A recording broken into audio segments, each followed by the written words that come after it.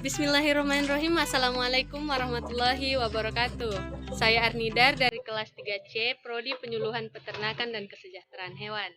Pada video kali ini, saya akan menjelaskan tentang gangguan reproduksi pada ternak sapi betina. Gangguan yang pertama yaitu pada organ ovarium, yaitu ovarium hipofungsi. Ovarium hipofungsi adalah ovarium yang beraktivitas rendah dalam menghasilkan sel telur atau ovum. Suatu keadaan di mana ovariumnya tidak terjadi pertumbuhan folikel corpus luteum serta dengan permukaan yang licin, sehingga daya kerjanya menurun dari normal. Tanda-tanda ataupun gejala klinis dari ovarium hipofungsi ini yaitu ternak yang mempunyai ovarium yang hipofungsi pada umumnya tidak terjadi birahi dengan tenang atau silent head. Birahi tanpa ovulasi, siklus birahinya tidak teratur dan timbulnya birahi postpartum lambat. Sel telur yang dihasilkan ovarium hipofungsi pada umumnya fertilitasnya rendah sehingga sulit atau tidak dapat dibuahi walaupun spermatozoa berkualitas baik. Yang kemudian penyebab terjadinya gangguan ovarium hipofungsi yaitu menunjukkan adanya kesalahan mekanisme hormon reproduksi. Kesalahan mekanisme dapat disebabkan ketidakseimbangan nutrisi tidak baik, kondisi tubuh BCS yang tidak baik, lingkungan yang ekstrim, dan stres. Adapun penanganan atau pengobatan hipofungsi ovarium dapat disembuhkan secara terapi dengan sinkronisasi birahi menggunakan progesteron yang diberikan intravaginal atau progesteron releasing intervaginal device. Yang kedua yaitu pada organ uterus, yaitu prolaps uteri. Prolaps uteri adalah keadaan organ uterus yang keluar dari vulva dengan mukosa berada di bagian luar dari dinding uterus, sedangkan serosanya berada di dalam. Biasanya kasus ini terjadi setelah kelahiran yang normal. Adapun penyebab terjadinya gangguan, yang pertama yaitu retensio secundinarumnya. Retensio secundinarum diakibatkan oleh beratnya secundinae yang menggantung sehingga menyebabkan dinding uterus tertarik keluar tubuh. Selain itu, terjadinya penekanan yang sangat kuat pada dinding perut dari induk sapi.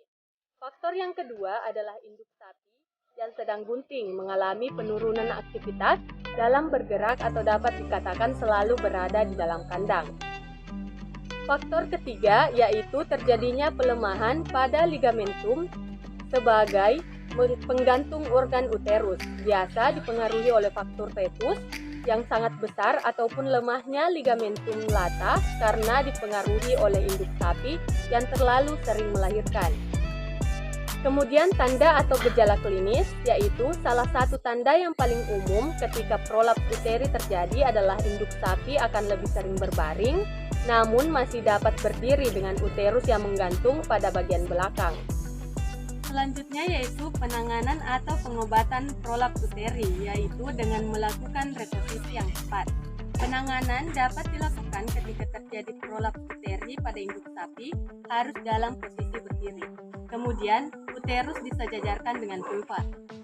Uterus, vagina, dan vulva kemudian dicuci bersih dengan menggunakan larutan NaCl fisiologis atau air dengan antiseptik.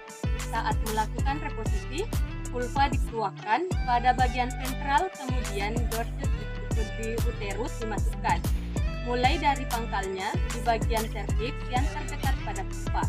Setelah melakukan reposisi, untuk menjaga agar tidak terjadi prolaps kembali, perlu dilakukan penjahitan pada bibir vulva, yaitu dengan jahitan pola simpel, interrupted menggunakan benang nilon. Kemudian gangguan yang ketiga yaitu pada organ vagina, yaitu vaginitis. Vaginitis merupakan peradangan pada vagina, biasanya sebagai penjalaran dari metritis dan pneumovagina atau dapat disebabkan oleh tindakan penanganan masalah reproduksi yang tidak tepat seperti tarikan paksa atau ketotomi. Penyebab dari gangguan ini yaitu diantaranya virus IBR, IPV, dan penyakit-penyakit lain. Yang kemudian tanda atau gejala klinis pada penyakit vaginitis yaitu bervariasi mulai dari leleran lendir keruh dan hipermukosa atau mukosa kemerahan, vagina sampai nekrosis mukosa atau kematian jaringan mukosa.